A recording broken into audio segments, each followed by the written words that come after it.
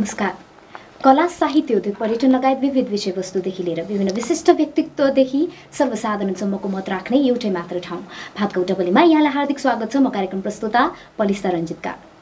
दर्शक महानुभावहरू, हामीले हाम्रो कार्यक्रममा विभिन्न वडाका वडाध्यक्षहरूसँग वडाका विकास निर्माणदेखि लिएर विविध पक्षको बारे विवरण लिने गरेका छौँ।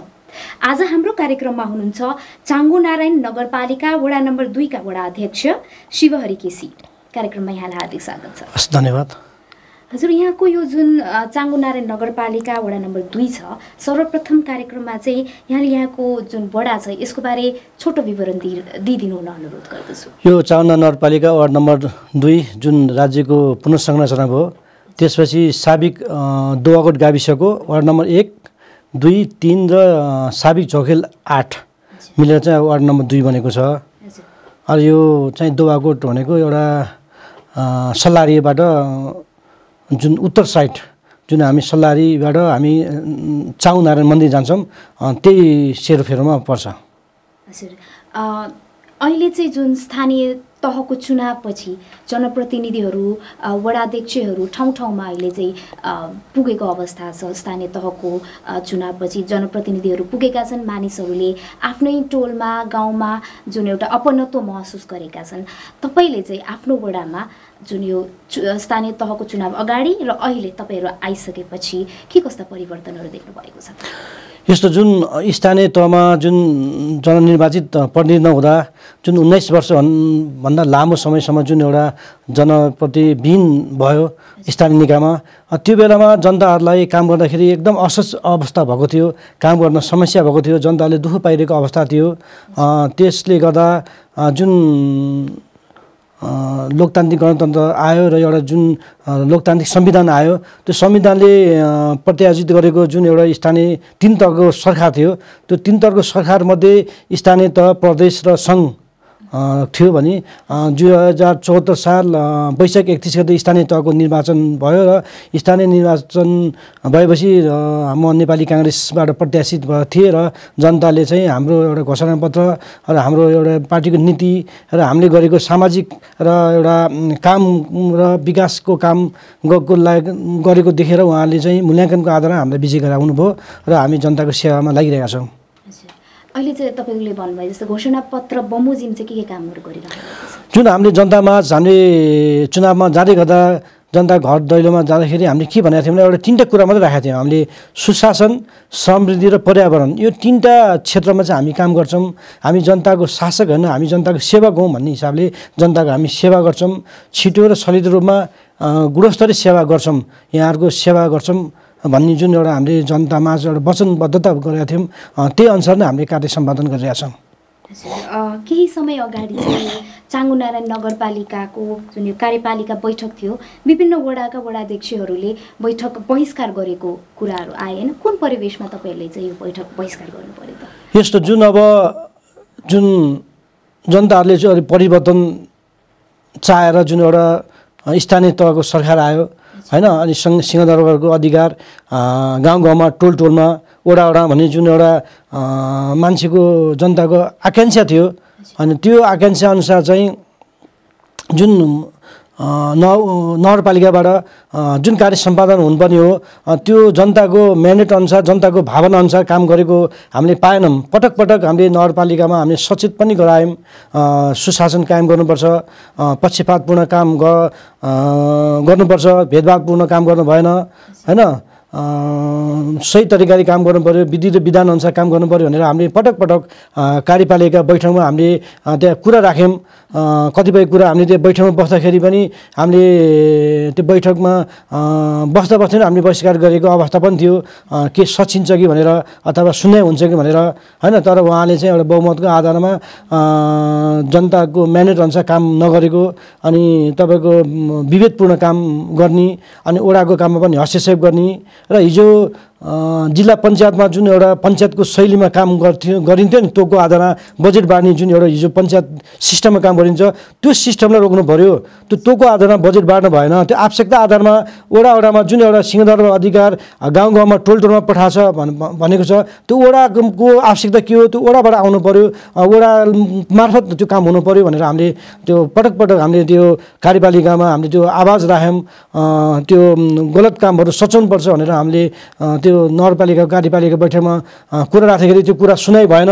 अनि त्यसपछि उहाँहरूले बहुमतको आधारमा पेलेर जाने, अनि त्यसपछि एउटा विधि र विधान अनुसार नचल्ने, जुन हिजो पञ्चायती शैलीको हिसाबमा जुन कार्य सम्पादन भयो नगरपालिकाबाट, त्यसको लागि विरोध स्वरूप हामीले एउटा पहिलो चरणको साङ्केतिक रूपमा हामीले चाहिँ हाम्रो जुन नेपाली काङ्ग्रेसबाट निर्वाचित वडाहरू छ, वडा नम्बर 1, 2 अनि 5, 7, 4 वडाबाट चाहिँ हामीले त्यो अस्तिको बैठक चाहिँ बसेका गऱ्यौँ। हजुर, हामीले अब यो भक्तपुर जिल्लाभित्रै विभिन्न नगरपालिकाहरूमा पनि यो भएकै कुरा हो होइन, जुन एउटा नगरपालिका र वडाको चाहिँ कुरा नमिल्ने, समन्वय नहुने, अनि नगरपालिकाले गरेको काम वडाबाट चाहिँ वडा बेखबर हुने, यस्ता किसिमका समन्वयका रूपमा चाहिँ यस्ता विरोधाभासहरू आएका छन्। तपाईँले वडा अध्यक्ष भएर काम गरिरहनु भएको छ, तपाईँले यस्तो आफ्नो वडामा यस्तो भोग्नु भएको छ त? हामीले वडामा जन्मखेरि हामी चुनावमा निश्चित रूपमा एउटा पार्टीको एउटा म्यान्डेट लिएर हामीले चुनाव उठ्यौँ। जनताले त्यही अनुसार हामीले मत दिनुभयो, विजय गराउनु भयो र निर्वाचित भएपछि हामी सबैको वडा अध्यक्ष हो, सबै पार्टीको सबै जनताको हामी वडा अध्यक्ष हो। हामीले भेदभाव गर्नुहुन्न। हाम्रो घोषणापत्रमै हामीले र जनताले वचन दिएको सुशासन हो। सुशासनभित्र धेरै कुरा आउँछ, कार्य सम्पादनको कुराहरू आउँछ होइन, विभेदको कुरा आउँछ, त्यहाँको व्यवस्थापनको कुरा आउँछ, कार्य सम्पादनको कुरा आउँछ। त्यो कुरा लिएर जनताले ल्याएको कुराहरूलाई हामीले सही काम चाहिँ हामीले छिटो छरितो रूपमा कार्य सम्पादन गर्नुपर्छ र हामीले त्यो अनुसार गरिरहेछौँ। हामीले विभेद गर्नुहुन्न, पक्षपात गर्नुहुन्न। हामीले पार्टी हेर्ने भनेको चुनावको त्यो भोट हाल्ने बेला मात्रै हो। अघिपछि हामीले हेर्नुहुन्न भनेर हामीले वार्ड नम्बर 2 मा जुनसुकै मान्छे आउन्, जुनसुकै पार्टी आउँछ, हामीले उहाँहरूको काम तुरन्त कार्य सम्पादन गरेर हामीले काम गरेका छौँ, सेवा पनि दिएको छौँ। तर नगरपालिकामा त्यस्तो भइरहेको छैन। हामीले टाइम हामीले पटक पटक हामीले सचेत गरिरहेका छौँ, तर उहाँहरू चाहिँ आफ्नै हिसाबले दुईतिहाको दमको हिसाबले चाहिँ तानासा हिसाबले प्रतिगमनकारी हिसाबले चाहिँ काम अगाडि बढिरहेछ। त्यसको लागि चाहिँ हामीले पहिलो चरणमा हामीले यसरी बहिष्कार गऱ्यौँ र यदि सचिँदैन भने हामी अरू विरोध कार्यक्रमहरू, आन्दोलनको कार्यक्रमहरू लिएर अगाडि जान्छौँ र जनताको साथ लिएर यस्तो गलत प्रविधिको हामी भण्डाफोर गर्छौँ र हामी आन्दोलनमा जान्छौँ। हजुर, अहिले चाहिँ चाङ्गुनारायण नगरपालिकाले मेयर उद्यमशीलता कार्यक्रम अहिले अगाडि सारेको छ र यसले चाहिँ विशेषतया कोभिड-19बाट जागिर गुमाएका युवाहरूलाई चाहिँ एउटा फोकस बनाएको छ, प्राथमिकता दिएको छ। तपाईँले चाहिँ तपाईँका वडाबाट जुन युवाहरू छन् उनीहरूलाई स्वरोजगार दिनका लागि देखेर यस्तै कार्यक्रमहरू कतिको गरिरहनु भएको छ? हो, हाम्रो 7औं नगरसभाबाट चाहिँ जुन अहिले विदेशबाट कोरोना भाइरस कोभिड-19 को कारणले गर्दा जुन रोजगारी गुमाएर स्वदेशमा फर्किरहनु भएको छ र स्वदेशमा पनि काम गर्न पाइरहेको अवस्था छैन र विभिन्न मिडियाबाट हामीले देखिरहेछौँ मान्छेहरू रोजगारी गुमाएर नेपाल आए र नेपाल आउँदाखेरि केही काम नपाएर फेरि विदेश अथवा छिमेकी भारतमा फर्किरहेको हामीले समाचारहरू सुनिरहेछौँ। त्यो एउटा दुःखदायी पीडाहरू हामी देखिरहेछौँ। त्यसलाई मध्यनजर गरेर ती युवाहरूलाई जुन ज्ञान सिप छ, क्षमता छ अथवा ज्ञान सिप क्षमता छैन भने उहाँलाई ज्ञान सिप क्षमता दिएर यही एउटा काम गर्ने वातावरण सिर्जना गर्ने उद्देश्यले विदेशबाट फर्केका युवाहरू अथवा यही अहिले बसिरहेका बेरोजगारी युवाहरूलाई चाहिँ एउटा कुनै तालिम दिएर उहाँहरूलाई चाहिँ एउटा उद्यमशील बनाउने भनेर एउटा मेयर उद्यमशील कार्यक्रम चाहिँ हाम्रो 7औं नगरसभाबाट पारित भएर त्यो कार्यक्रम ल्याएको छौँ र अहिले पहिलो चरणमा चाहिँ हामीले वडामा चाहिँ त्यो फर्महरू आइरहेको छ र फर्महरू भरेर अनि ती युवाहरूलाई के काम गर्न चाहनुहुन्छ त्यो किसिमको तालिम दिएर उहाँहरूलाई चाहिँ अनिखेर ऋण प्रवाह गर्ने 3 लाख रुपियाँ र त्यो 3 लाखको चाहिँ ब्याज चाहिँ अनि नगरपालिकाले बिहोर्ने भनेर त्यसरी बजेट तर्जुमा भएको छ। अब यसको चाहिँ जुन तपाईँले भन्नुभयो 3 लाख रुपियाँ चाहिँ नगरपालिकाले ऋण दिन्छ र केही समयमा चाहिँ त्यो ऋण तिर्नुपर्छ होइन। यसले चाहिँ के उपलब्धिहरू ल्याउने चाहिँ तपाईँहरूको सोच छ? यसमा चाहिँ अब विविध कुरामा जस्तै एउटा कृषि उत्पादन भयो होइन, अनि पर्यटन क्षेत्र भयो, अनिखेरि व्यवसायिक क्षेत्र भयो, एउटा विविध क्षेत्रमा चाहिँ त्यो युवाहरूले के काम गर्न चाहन्छ त्यो युवाहरूलाई चाहिँ त्यही अनुसारको चाहिँ ज्ञान सिप दिने, तालिम दिने, अनि उनीहरूलाई सजीकरण गरिदिने, अनि त्यसबाट उनीहरूलाई चाहिँ एउटा हामीले प्रोत्साहन गर्ने, प्रोत्साहन गरेर त्यो उत्पादक त्यो क्षेत्र जस्तै कृषि भयो, अनि त्यसपछि वन पैदावार भयो, अनि पर्यटन क्षेत्र भयो, अनि रेस्टुरेन्ट अथवा होटेल भयो होइन, अनि अन्य व्यवसायहरू के गर्न चाहन्छ त्यो युवाले त्यो किसिमको कामको लागि चाहिँ उहाँहरूलाई चाहिँ सजीकरण गरेर तालिम दिएर त्यो वातावरण तयार गर्ने, ताकि ऊ चाहिँ उद्यमशील होस्, काम गरोस् र उसले आय आर्जन बढाओस् र उसको आर्थिक स्थिति चाहिँ राम्रो होस् भन्ने उद्देश्यले चाहिँ यो कार्यक्रम लागू गरेको छ र यसको कार्यान्वयन कस्तो हुन्छ त्यो हेर्नु बाँकी नै छ। अर्को चाहिँ यो बचत खाता छोरीको लागि यो जुन सुरक्षित जीवनको लागि भनेर एउटा चामुण्डारायण नगरपालिकाले नै ल्याएको कुरा छ, जुन सामुदायिक विद्यालयमा पढिरहेका छोरीहरूको लागि चाहिँ यो एक हिसाबले शिक्षाको लागि चाहिँ नगरपालिकाले बेहोर्ने भन्ने कुरा छ, पढाइलाई केन्द्रित गरेर। यसबारे चाहिँ तपाईँको वडामा चाहिँ जुन छात्राहरू छन्, सामुदायिक विद्यालयका छात्राहरू, उनीहरूले यो सुविधा लिन पाएका छन् कि? यो पनि 7औं नगरसभाबाट पारित भएको कार्यक्रम हो। यो चाहिँ कार्यविधि बन्दैछ होइन। यो चाहिँ कुनै पनि अब नारीहरू अथवा चेलीहरू चाहिँ विद्यालयबाट अब शिक्षाबाट वञ्चित नहोस् र उहाँलाई चाहिँ पढाउन प्रमोट होस् र उसले 10 कक्षा पारेपछि +2 सम्म पढ्नलाई सजिलो होस् भनेर चाहिँ उहाँहरूलाई चाहिँ त्यो महिनामा पैसा राखिदिएर अनि त्यसपछि +2 गरेपछि अनि उमेर 20 वर्ष पुगेपछि अनि त्यसपछि त्यो पैसा चाहिँ उहाँलाई निकालिदिने, ताकि उसले चाहिँ एउटा के काम गर्न सकोस्, पढ्न सकोस्, उसको उच्च शिक्षा हासिल गर्न सकोस् भन्ने उद्देश्यको साथ र एउटा नारीहरू चाहिँ शिक्षाबाट वञ्चित नहोस् भन्ने उद्देश्य पनि रहेको छ यो। हजुर, मैले यसमै प्रश्न जोड्न चाहे, जुन तपाईँको अहिले चाहिँ स्थानीय तहमा जनप्रतिनिधिहरू आएपछि चाहिँ जुन एउटा सामुदायिक विद्यालयहरू चाहिँ उपेक्षित रूपमा पहिला हामीले देखिरहेका थियौँ, अहिले चाहिँ जनप्रतिनिधिहरू आएपछि सामुदायिक विद्यालयहरूको पनि समुन्नतिको लागि ठोस कदमहरू चालिन्छ भन्ने कुराहरू छन्। तपाईँको वडामा चाहिँ सामुदायिक विद्यालयहरूको अवस्था कस्तो रहेको छ? यस्तो यो सामुदायिक विद्यालय राज्यको धेरै लगानी छ होइन। राज्यले शिक्षक शिक्षिकाहरूलाई धेरै तलबहरू दिएको छ, तालिम दिएको छ, भौतिक संरचना स्कुल बनाइदिएको छ, तर जति राज्यको लगानी छ त्यो अनुसारको चाहिँ हामीले चाहिँ त्यसको प्रतिफल चाहिँ प्राप्त गर्न सकिरहेको अवस्था छैन होइन। बिचको समयमा के हो भने सरकारी विद्यालयमा एउटा व्यवस्थापन कमजोर होइन, अनि मान्छेको चाहिँ एउटा आफ्नो एकाउन्टेबिलिटी उत्तरदायित्व चाहिँ वहन नगर्ने, जागिर मात्रै खाने त्यो प्रवृत्ति थियो होइन। मलाई तलब आइहाल्छ, स्कुलको पढाइ जे होस्, विद्यार्थी आओस् नआओस् भन्ने त्यो अवस्था थियो र हिजोको अवस्थामा संस्थागत विद्यालयहरू पनि थिएन। मान्छे बाध्य भएर ती सरकारी उसमा संस्थागत विद्यालयमा जान्थे होइन। अनि त्यसले गर्दा बिचको समयमा के हो भने त निजी बोर्डिङ स्कुलहरू आए, अनि सरकारी स्कुलको पढाइ कमजोर भयो होइन, कम्पिटिसनमा उनीहरू आउन सकेनन्। अनि कतिपय सरकारी विद्यालयहरू चाहिँ तपाईँको विद्यार्थीविहीन भए, ल्याप्स भयो त्यो विद्यालयहरू। अनि त्यसपछि बिचमा आएपछि के हो भने त्यो विद्यालय अथवा शिक्षकहरूलाई चाहिँ के भयो भने हाम्रो अब जागिरको ग्यारेन्टी छैन, हामीले मेहनत गर्नुपर्छ, पढाउनुपर्छ भन्ने कुरा चाहिँ त्यहाँबाट बिचको समयमा जुन एउटा विद्यार्थीहरू न्यून भएर गयो, त्यसपछि उहाँमा चाहिँ एक किसिमको चाहिँ महसुस भयो कि हामीले चाहिँ हाम्रो उत्तरदायित्व चाहिँ ड्युटी हामीले पालन गर्नुपर्छ, यो हाम्रो रोजगारीको लागि, हाम्रो जागिरको सेक्युरको लागि पनि हामीले काम राम्रो गर्नुपर्छ भन्ने जुन एउटा एक किसिमको एउटा वातावरण अहिले सिर्जना भएको छ। त्यसले गर्दा चाहिँ अहिले जुन सामुदायिक विद्यालयहरूको चाहिँ पढाइ स्तर चाहिँ जुन बिचको ग्यापमा बिग्रेको थियो, अहिले चाहिँ अलिकति केही राम्रो भएको छ र अहिले कम्पिटिसन पनि भएको छ। अब हामीले पढाउनुपर्छ, हामीले विद्यार्थीहरूलाई आकर्षण गर्नुपर्छ, विद्यार्थी भएन भने त हामी के गर्ने, हाम्रो कामै छैन भन्ने कुरा चाहिँ जुन एउटा विद्यालय परिवारमा चाहिँ एउटा सचेतना आएको छ, उहाँले महसुस गर्नुभएको छ। त्यसले गर्दा चाहिँ अहिले विद्यालय जुन सामुदायिक विद्यालयको पढाइको स्तर अनि उहाँको एक्टिभिटिजहरू चाहिँ राम्रो भइरहेको अवस्था छ। तपाईँको वडा नम्बर 2 को कुरा गर्नुपर्दा चाहिँ अहिले चाहिँ जुन एउटा नयाँ सहरको रूपमा यो पनि भन्दैछ होइन, विभिन्न प्लटिङका कामहरू हुँदैछन् र बाटो चौडा गर्नेदेखि लिएर जुन एउटा पुरानो ग्राम शैलीको रूप थियो अहिले चाहिँ यो फेरिँदैछ। यहाँले चाहिँ यसलाई कुन रूपमा लिनुभएको छ त? जुन अब हाम्रो दुवाकोट क्षेत्र भनेको पहिलादेखि नै सहरीकरण भएको क्षेत्र हो हैन। त्यहाँ अब जनघनत्व बढिरहेको छ, घरहरू बनाउने कामहरू भइरहेको छ। त्यसले गर्दा बिचको समयमा के प्लानिङहरू पनि भयो त्यहाँ, अनि बाटोहरू पनि साँग्रो हैन, 8 फिट बाटो राखेर प्लानिङ गरेर मान्छे किनबेच गरिएको अवस्था थियो।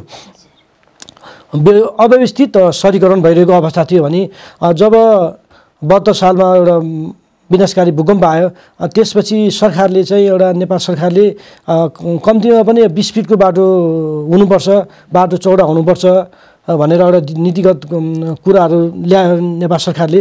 अनि त्यसपछि प्लानिङ गर्दाखेरि पनि अब 20 फिटको बाटो चाहिँ अनिवार्य भएको छ। त्यसले गर्दा चाहिँ अब बाटोहरूको स्तर चाहिँ बढेको छ, एउटा नीतिगत कुरा पनि भएको छ भने हामी वडामा आएपछि जुन एउटा मापदण्ड लागू भएको छ, त्यो मापदण्ड लागू भएअनुसार त्यो भएको बाटोहरूलाई चाहिँ स्तरोन्नति गरेर हामीले चौडा पनि गरिरहेका छौँ। हामीले सल्लारी दुवाकोट गेलर गाउँ जुन चाउ सडक छ, त्यो सडक पनि हामीले जुन हाम्रो गाविस हुँदाखेरि 714 मिटरको चाहिँ एउटा मापदण्ड थियो, अहिले हामी वडामा आउने बित्तिकै त्यो बाटोलाई चाहिँ हामीले स्तरोन्नति गर्न लागि 714 मिटरको बाटो बनाउने चाहिँ काम हामीले थालनी गरिसकेका छौँ हैन। त्यसमा 2 मिटरको पेटी राख्ने र के कामहरू भइरहेको अवस्था छ र अनि थप बजेट ल्याएर अरू काम गर्ने अवस्था पनि छ भने अन्य बाटोहरू पनि हामीले चौडा पारेर स्तरोन्नति गरेर कामहरू भइरहेको अवस्था छ। अब चाहिँ अर्को प्रश्न चाहिँ म जुन एउटा खानेपानी र सरसफाइ तथा जुन एउटा ढल निकास सम्बन्धी के कस्ता कामहरू भइरहेका छन् तपाईँको वडा विशेषमा? हो, हाम्रो मैले अघि पनि भनिसकेँ, दुवाकोट भनेको एउटा तीव्र रूपमा सहरीकरण भइरहेको वडा हो। अनि त्यसले गर्दा हामीहरूको जुन दुवाकोट क्षेत्र वार्ड नम्बर 2 मा सबभन्दा मुख्य समस्या भनेको ढल निकासको हो। किनभने मान्छेको अब जग्गाहरू सानसानोमा खण्डीकरण भएको छ, खण्डीकृत भएको छ, अनि मान्छेले सानो क्षेत्र छ, 4 आना 5 आना भनौँ न, त्यसमा चाहिँ घरहरू बनाउनु भएको छ। अनि त्यसपछि घर बनाएपछि चाहिँ त्यहाँ निकासको समस्या छ हैन, निकास छैन, अनि पानी फाल्ने ठाउँ छैन। त्यसले गर्दा जति पनि वडामा समस्या आउँछ कि ढल चुयो, पानीको निकास आयो मेरो बारीमा अथवा मेरो खेतमा अथवा मेरो कम्पाउन्डमा भनेर त्यस्तो कम्प्लेनहरू वडामा आइरहेको अवस्था थियो भने अनि हामीले सुरुमा वडामा आउने बित्तिकै ढल निकास गर्नुपर्छ भनेर जुन हाम्रो वडा नम्बर 2 को डिपिआर पनि हामीले तयार पार्यौँ। अनि त्यसपछि काठमाडौँ उद्योगका खानेपानी लिमिटेड केयुकेल र मेलन्ची दोस्रो फेस योजनासँग समन्वय गरेर हामीले दुवाकोटको चाहिँ जुन खासेङ खुसुङ खोलाको चाहिँ खोलाको तिरैतिर जुन एउटा सल्लारीमा एउटा फिल्टर प्लान्ट बन्दैछ, त्यो फिल्टर प्लान्टमा चाहिँ हामीले ढल राख्ने काम चाहिँ हामी त्यो हाल्न सफल भयौँ। त्यो सफल भएपछि जुन हामीले सल्लारी जुन दुवाकोट सडक छ, त्यो सडकमा पनि हामीले दायाँ बायाँ नै ढल हाल्ने एउटा कन्सेप्टले काम सुरु गऱ्यौँ। अहिले एक साइडको मात्रै हामीले ढल राखिरहेछौँ। त्यो ढल चाहिँ हाम्रो माथि केएमसी चोकसम्म हामीले पुर्याइसकेका छौँ र त्यहाँ त्यो ढलमा चाहिँ अनि टोलबाट चाहिँ ढलहरू राखेर चाहिँ त्यहाँ लिङ्केज गर्ने कामहरू भइरहेको छ। त्यसले गर्दा ढल निकासको एकदम समस्या छ 2 नम्बर वडामा हैन। त्यसले गर्दा त्यो काम पनि हामीले सुरुवात गरिसकेका छौँ। कतिपय हामीले वडाको बजेटले, कतिपय जनसहायतामूलक बजेटबाट त्यसरी काम भएर चाहिँ ढल निकासको काम चाहिँ हाम्रो यो चाउनार नगरपालिकामा हामीले सुरुमै हामीले वडा नम्बर 2 बाट चाहिँ सुरुवात गरिसकेका छौँ भने अहिले टोलबाट पनि त्यो ढल निकासको कामहरू ल्याएर जुन त्यो एउटा मेन ढलमा चाहिँ लिङ्केज गर्ने कामहरू भइरहेको अवस्था छ र त्यस्तै खानेपानीको पनि समस्या छ। त्यसलाई पनि हामीले मध्यनजर गरेर ठुलो योजना र सानो योजना दुईटै योजनालाई चाहिँ हामीले सँगसँगै अगाडि बढाएका छौँ। जस्तै ठुलो योजना भनेको जस्तै प्रदेश अन्तर्गतका खानेपानी, सङ्घ अन्तर्गत खानेपानीहरूलाई पनि हामीले प्रमोट गरेर त्यहाँबाट बजेट ल्याएर कामहरू भइरहेको छ भने टोलमा तुरुन्तै 2 लाख 3 लाख रुपियाँ हालियो भने एउटा इनार खन्यो अथवा बोरिङ गरिदियो अनि तुरुन्त पानी खान पाउने अवस्था पनि हामीले त्यसरी सानो योजनालाई पनि प्राथमिकता दिएर कतिपय टोलमा चाहिँ हामीले वडाको सानो बजेटबाट पनि खानेपानीको व्यवस्था गरिरहेको अवस्था छ।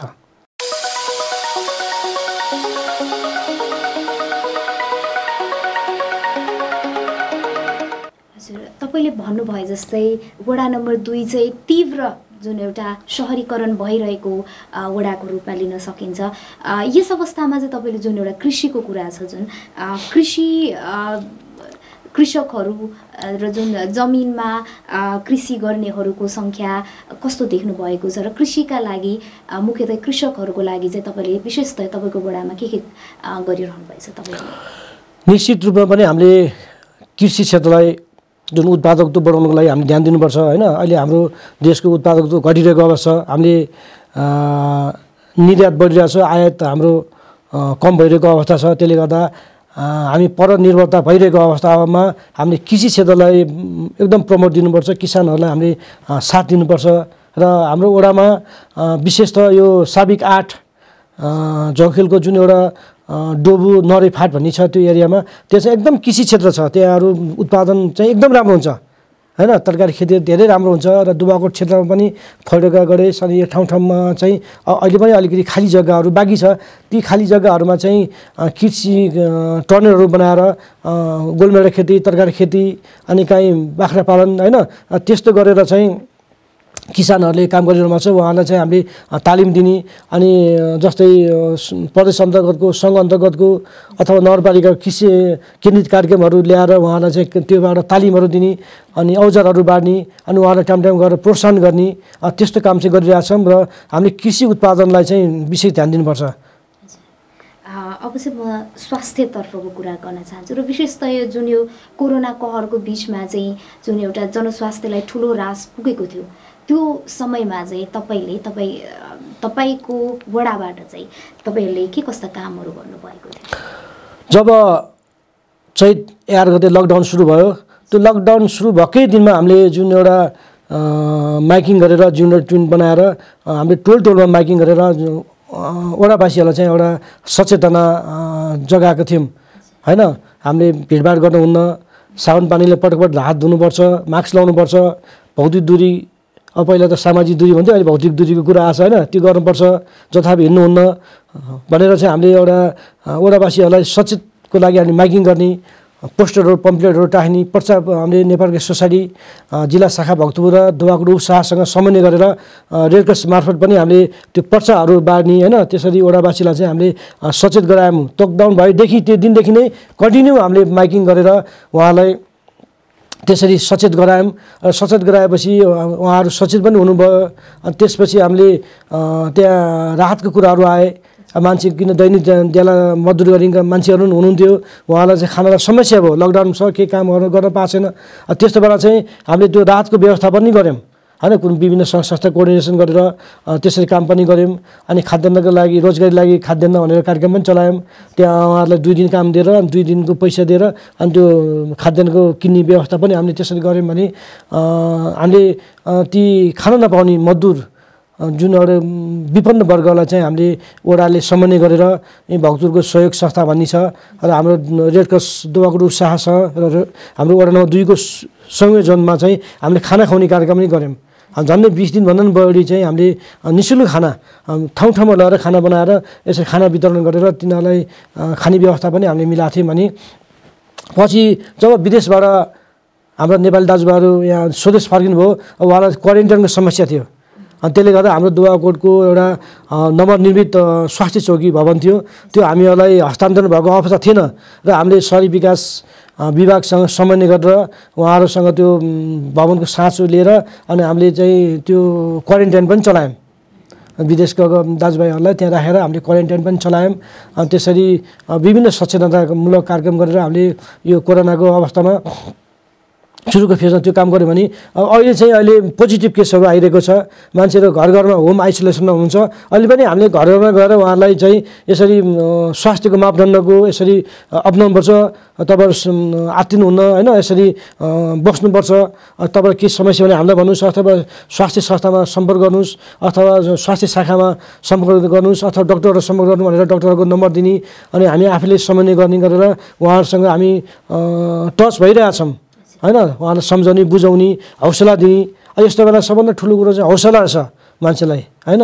मान्छेको ह्यारेसमेन्ट भइरहेको हुन्छ नि त, त्यसले गर्दा उहाँलाई चाहिँ फोनबाट अथवा घरमा गएर पनि हामीले हौसला दिने कामहरू गरिरहेछौँ। भने त्यसै गरेर हामीले नेपालको सोसाइटी जिल्ला शाखा भक्तपुर र दुवाकोट उपशाखासँग समन्वय गरेर जुन एउटा उहाँहरूलाई चाहिँ एउटा हाइजिन किट्स दिने काम पनि हामीले गऱ्यौँ। र हामीले डाबर नेपालसँग समन्वय गरेर ती आइसोलेसन बस्ने मान्छेहरूलाई जुसको व्यवस्था पनि गरेर हामीले जुस पनि वितरण गरेका थियौँ।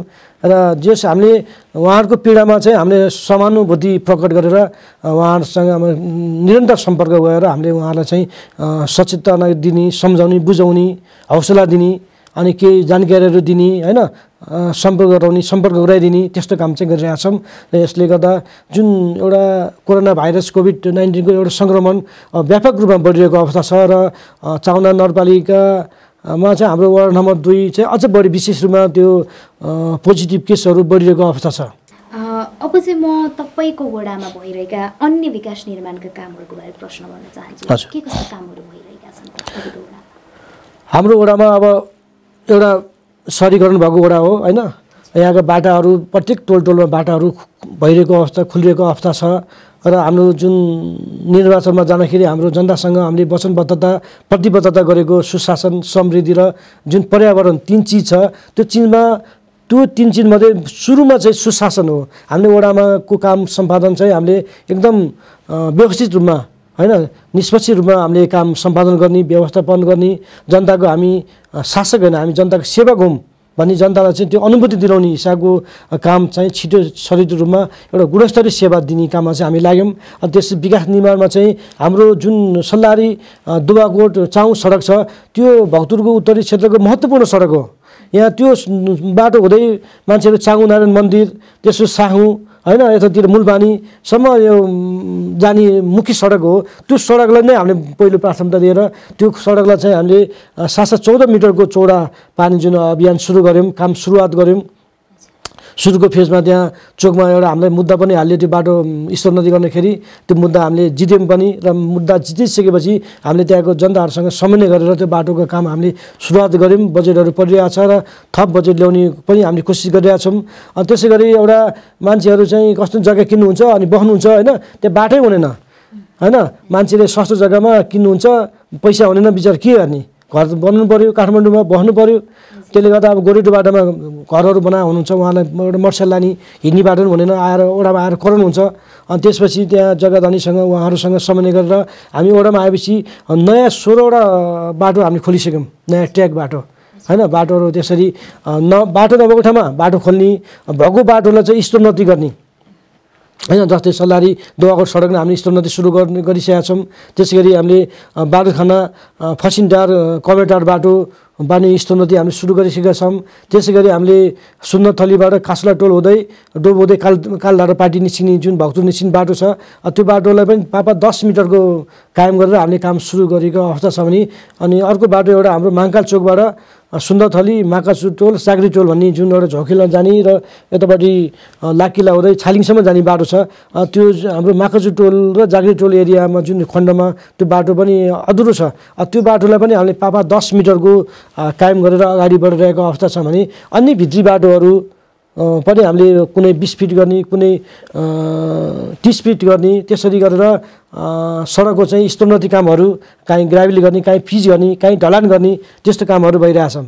र भित्री टोलको बाटो पनि हामीले एउटा जनसहायतामूलक त्यो उपभोक्तासँग पनि के पैसा उठाउने 40% र एउटा नगरपालिका र वडाको समन्वयमा चाहिँ 60% पैसा राखेर एउटा जुन जनसहायतामूलक बजेट ल्याएर टोलमा बाटोहरू ढलान गरेको अवस्था पनि छ। त्यसले गर्दा बाटो स्तरोन्नतिको लागि पनि हामी लागिरहेछौँ र अन्य विकास निर्माणहरू जस्तै खानेपानीको कुरा नै अघि नै गरिसक्यौँ। हामीले खानेपानीको चाहिँ ठुलो योजनालाई पनि हामीले प्राथमिकता दिएका छौँ भने तत्कालै अहिले पानी समस्या समाधान गर्नलाई चाहिँ तुरुन्त अहिले इनार खन्ने पानी तानेर खुवाइहाल्ने जनतालाई छोटो सानो योजनाहरूलाई पनि हामीले प्राथमिकता दिएर त्यो टोल केन्द्रित खानेपानी योजनाहरू पनि हामीले सुरु गरेका छौँ भने बृहत खानेपानी योजनालाई पनि कार्यान्वयनमा हामीले ल्याइरहेको अवस्था छ। हजुर तपाईँले चाहिँ जुन एउटा जनप्रतिनिधि भएर अहिले काम गरिरहनु भएको यसमा तपाईँले चुनौतीहरू चाहिँ के देख्नु भएको छ र जुन एउटा सम्भाव्यताका कुराहरू छन् चुनौतीसँगै यो दुईटै कुरालाई कतिको चाहिँ तपाईँले मध्यनजर गर्नुभयो? एउटा जनताले भेट्ने सरकार र सरकारले भेट्ने जनता भनेको वडा कार्यालय नै हो। हर चिजमा टच सुख दुःख त्यहाँको समस्या देख्ने भनेको वडा कार्यालय हो होइन। त्यसले गर्दा त्यहाँको हरेक समस्या र त्यहाँको हरेक इस्युमा चाहिँ वडा चाहिँ प्रत्यक्ष रूपमा नजिकबाट निहालिरहेको हुन्छ नजिकबाट हेरिरहेको हुन्छ नजिकबाट देखिरहेको हुन्छ त्यो त्यहाँको समस्या वडाले समाधान गरिरहेको हुन्छ होइन। त्यसले गर्दा त्यहाँको समस्या हरेक क्षेत्रका समस्या विकास निर्माणको समस्या घराइसी झै झगडाको समस्या होइन छरछिमेकीको समस्या यावत कुराको समस्या चाहिँ वडामै आउँछ। त्यसले गर्दा वडा भनेको एउटा समस्याको पोको पनि हो र समस्याको समाधान गर्ने कार्यक्षेत्र पनि हो वडा कार्यालय। त्यसले गर्दा जनताको साँच्चीको जनताको चाहिँ सरकार भनेको वडा नै हो। जनतासँग भेटिने सरकार भनेको वडा नै हो। त्यहाँ नजिकबाट टच भइरहेको हुन्छ, नजिकबाट देखिरहेको हुन्छ अनि जनता प्रत्यक्ष रूपमा जाने भनेको वडा कार्यालयमा हो। त्यसले गर्दा वडामा धेरै समस्याहरू छ र एउटा यो स्थानीय जुन एउटा तको सरकार गठन भयो त्यो गठन गर्नुबाट एउटा के त्रुटि भयो भने तपाईँको हिजो गाविस हुँदाखेरि स्थानीय स्वायत्त शासन ऐन 2055 बमोजिम त्यो गाविसमा ती आम्दानी गर्ने र ती खर्च गर्ने जुन अधिकार हुन्थ्यो, जुन अहिले वडामा ती समस्या छ हैन, तर त्यो आर्थिक अधिकार केही पनि छैन हैन। आर्थिक अधिकार र आर्थिक बिना हामीले केही पनि त्यहाँ समस्या समाधान गर्न सकिन्न नि। त्यसले गर्दा जुन अब आर्थिक चाहिँ हामीले राजस्व उठाउँछौँ, त्यो राजस्व उठाएर नगरपालिका हामीले जम्मा गर्छौँ, तर हामीले वडामा ती समस्या समाधान गर्नको लागि शान्तिले काम गर्नको लागि पनि हामीले नगरपालिकाको चाहिँ भर परेर बस्नुपर्ने हुन्छ, नगरपालिकाको नियममा हामी चल्नुपर्ने हुन्छ। त्यसले गर्दा जुन आर्थिक रूपमा चाहिँ वडालाई चाहिँ एउटा सम्पन्न गर्नुपर्ने थियो, जुन एउटा स्थानीय सरकार कार्यविधि 2074 निर्माण भयो त्यसमा चाहिँ एउटा त्रुटिपूर्ण छ जस्तो मलाई लाग्छ। अहिले हामीलाई फिल भयो, अनुभव भयो, किनभने हरेक समस्या वडामा हुन्छ, त्यो समस्या हामीहरूले नै समाधान गर्नुपर्ने हुन्छ। तर स्रोत साधन बिनाको वडाले हामीले कसरी काम समाधान गर्न सकिन्छ हैन। त्यसले गर्दा धेरै समस्याहरू छ। त्यो समस्या बावजुद पनि हामीले विभिन्न निकायसँग, नगरपालिकासँग, प्रदेशसँग, सङ्घसँग अनि काठमाडौँ उपत्यका विकास प्राधिकरणसँग, शहरी विकास तथा भवन निर्माण कार्यालयसँग र सरकारको अन्य प्राधिकरणसँग हामीले समन्वय गरेर त्यो बजेटहरू ल्याएर अनि त्यहाँको समाधान चाहिँ गर्नेतर्फ हामी लागिरहेछौँ। हामी समन्वय र कोअर्डिनेसन गरिरहेछौँ। त्यसले गर्दा काम गर्न धेरै चुनौती छ हैन, समस्या पनि वडामा छ, स्रोत साधनको कमी छ। त्यसले गर्दा हामीले चाहेको जति हामीले काम गर्न सकिरहेको अवस्था छैन हैन। जनताको धेरै इच्छा आकाङ्क्षा छ, धेरै माग छ, तर बजेट कम छ। बजेट दिन निकाले विवेक प्रयोग गर्दैन। त्यसले गर्दा काम गर्न चाहिँ धेरै गाह्रो छ, धेरै अप्ठ्यारो छ र जनताले त्यो कुरा बुझेको पनि छ। वडाको समस्या बजेट छैन, बजेट दिँदैन वडालाई यसरी काम गर्न अवरोध गरिएको छ, वडालाई चाहिँ काम गर्न गाह्रो छ भन्ने कुरा चाहिँ जनताले महसुस पनि गर्नुभएको छ र हामीले जति सकेको चाहिँ हामीले विकास निर्माण जनताको सेवा चाहिँ हामी गरिरहेको अवस्था छ। कार्यक्रमको अन्त्यमा तपाईँलाई लागेका कुराहरू राखिदिनु न अनुरोध गर्दछु र साथसाथै यदि तपाईँलाई दर्शक महानुभावहरू समक्ष कुनै सन्देश राख्नु छ भने त्यो पनि राखिदिनु न। अब दर्शकमाझ के भन्छु भने जुन अहिले विश्वव्यापी रूपमा जुन कोरोना भाइरस कोभिड-19 को सङ्क्रमण बढिरहेको छ, त्यो कोरोनालाई चाहिँ हामीले हेलचेक्राइ गर्नु हुँदैन। किनभने त्यो मान्छेले परेपछि थाहा हुन्छ। जुन कोरोनालाई लाएर मान्छे एकदम वेदना भनिरहेको हुन्छ नि, त्यो उहाँको वेदना सुन्दाखेरि चाहिँ एकदम भयावह नै छ यो रोग। त्यसले गर्दा चाहिँ हामीले ख्याल ठट्टा गर्नुहुन्न, खेलाइँची गर्नुहुन्न। स्वास्थ्यको न्यूनतम मापदण्ड चाहिँ हामीले लागू गर्नुपर्छ र नेपाल सरकारले स्वास्थ्य मन्त्रालयले दिएको, स्वास्थ्य शाखाले दिएको निर्देशनहरू हामीले चाहिँ पूर्ण रूपमा पालन गर्नुपर्छ। त्यो निर्देशन भनेको त्यो हाम्रै लागि हो, हाम्रै स्वास्थ्य सुरक्षाको लागि हो, हाम्रै सुरक्षाको लागि हो भन्ने कुरा चाहिँ आम नेपाली नागरिकले, आफू वडावासीहरूले, नगरवासीहरूले चाहिँ यसलाई सम्झिनुपर्छ र न्यूनतम मापदण्डहरू चाहिँ लागू गरेर जुन यो कोरोना महामारीकोमा चाहिँ हामीले आफू पनि बच्नुपर्छ र अरूलाई पनि बचाउनुपर्छ र जुन समग्र एउटा वडाको विकासको लागि हामी निरन्तर प्रयासरत छौँ, लागिरहेछौँ। मैले अघि पनि भनिसकेँ, जनताको माग, इच्छा आकाङ्क्षा बढी छ, माग बढी छ र त्यो मागलाई पुरा गर्न हामी लागिरहेछौँ। नगरपालिका भनिरहेछौँ, नगरपालिकाले विवेक प्रयोग गरिरहेको अवस्था छैन, भेदभावपूर्ण काम गरिरहेको छ, तर पनि हामीले अनुरोध गरिरहेछौँ। अनि प्रदेशमा अनुरोध गरिरहेछौँ, सङ्घमा गरिरहेछौँ, अनि नेपाल सरकारको विभिन्न निकायका कार्यालयमा समन्वय गरेर जनताको हरेक समस्याको लागि, जस्तै प्राधिकरणमा चाहिँ समन्वय गरेर त्यहाँ पुरानो पोलहरू फेर्ने अथवा नयाँ बस्ती विकास बैठकमा नयाँ पोलहरू राख्ने, तारहरू मिलाउने हैन, अनेक कामहरू गरिरहेछौँ। भने हामीले पर्यावरणमा पनि काम गरिरहेछौँ। फोहोर व्यवस्थापनमा पनि हामीले निजी संस्थासँग साझेदारी गरेर फोहोर व्यवस्थापन पनि काम गरिरहेको अवस्था छ। भने वडामा चाहिँ एउटा पर्यावरण जोगाउनुपर्छ, हरियाली बढाउनुपर्छ भनेर एउटा घर बनाएपछि कम्तीमा 2टा बिरुवा चाहिँ रोप्नै पर्छ भनेर एउटा नीतिगत निर्णय गराएर हामीले त्यसलाई कार्यान्वयन पनि गरिरहेछौँ। र प्रत्येक वर्ष हामीले वन कार्यालय भक्तपुरसँग समन्वय गरेर वडामा हामीले बिरुवा ल्याएर वडावासीलाई निःशुल्क रुख बिरुवा पनि हामीले वितरण गरिरहेका छौँ भनेपछि हामी पर्यावरण पनि हामी सचेत छौँ पर्यावरण पनि हामीले जोगाउनुपर्छ किनभने घरै घर बनिरहेको छ मरुभूमि जस्तो भइरहेको अवस्था छ हरियाली छैन अनि हामीलाई अक्सिजनको लागि चाहिँ रुख बिरुवा नै चाहिन्छ त्यसले गर्दा रुखहरू चाहिँ रोप्नुपर्छ यसलाई संरक्षण गर्नुपर्छ र फोहोरहरू व्यवस्थापन गर्नुपर्छ भनेर हामीले फोहोर व्यवस्थापनमा पनि ध्यान दिएका छौँ त्यसले गर्दा हामीले पर्यावरणमा चाहिँ विशेष ध्यान दिएका छौँ र वडावासीहरूको जुन एउटा विकास निर्माणको चाहना छ त्यो चाहनालाई हामीले मध्यनजर राखेर हामीले भएका स्थानीय मठ मन्दिरहरू हैन हाम्रो जुन एउटा कला संस्कृति छ त्यसलाई पनि हामीले जगेर्ना गर्नुपर्छ हाम्रो एउटा विशेषता हाम्रो भनेको शान भनेको हाम्रो संस्कृति हो हाम्रो परम्परा हो त्यो संस्कृति परम्परालाई हामीले जोगाउनुपर्छ भन्ने कुरा चाहिँ हामीले मध्यनजर राखेर हामीले पुराना मठ मन्दिरहरूलाई संरक्षण गर्ने कामहरू गरिरहेका छौँ हैन पुराना बाजागाजाहरूलाई चाहिँ संरक्षण गर्ने तिनीहरूलाई बजेट को लागि हामी कार्यान्वयन गराउने र हाम्रो कला संस्कृतिलाई जगेर्ना गर्नेतर्फ पनि हामी लागिरहेछौँ हामी सबै लाग्नुपर्छ र वडावासीहरूलाई म के अनुरोध गर्न चाहन्छु भने यहाँहरूको जुन इच्छा आकांक्षा छ जुन विकास निर्माणको एउटा चाहना छ त्यो चाहना सडक हैन खानेपानी